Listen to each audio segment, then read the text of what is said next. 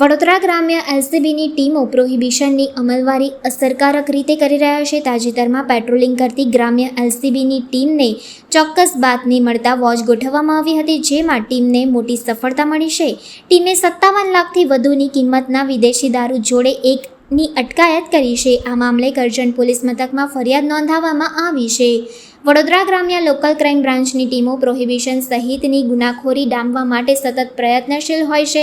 દરમિયાન તાજેતરમાં બાતમી મળી હતી કે આઈસર ટેમ્પો ભરીને વિદેશી દારૂનો જથ્થો સુરત તરફથી ભરૂચ થઈને વડોદરા તરફ આવી રહ્યો છે. જેના આધારે નેશનલ હાઈવે પર સાગર હોટલ નજીક ભરૂચથી વડોદરા તરફ આવવાના રસ્તે વોચ ગોઠવવામાં આવી હતી. જે બાદ બાતમીવાળી ટેમ્પો આવતાની જાણ થતાં તેને રોકીને તેમાં તપાસ કરવામાં આવી હતી. ટેમ્પોમાં તપાસતા તેમાંથી વિદેશી દારૂ અને બિયરની પેટીઓ મળી આવી હતી, જેની ગણતરી કરતાં કિંમત 57.22 લાખ હોવાનું સામે આવ્યું હતું. આ કાર્યવાહીમાં ગ્રામ્ય એલસીબીની ટીમોએ વિદેશી દારૂ, બિયર, ટેમ્પો, તાડપત્રી મળીને કુલ 67.29 લાખનો મુદ્દામાલ જપ્ત કર્યો હતો. કાર્યવાહીમાં ટેમ્પાના ડ્રાઈવર રાજેશ વેનમશીલ જેસવાણીની ધરપકડ કરવામાં આવી છે. આ મામલે ચાલક અને દારૂનો જથ્થો ભરીને આપનાર બન્નાજી વિરુદ્ધ કરજણ પોલીસ મથકમાં ફરિયાદ નોંધાવવામાં આવી છે. જે બાદ પોલીસે આ મામલે આરોપી વિરુદ્ધ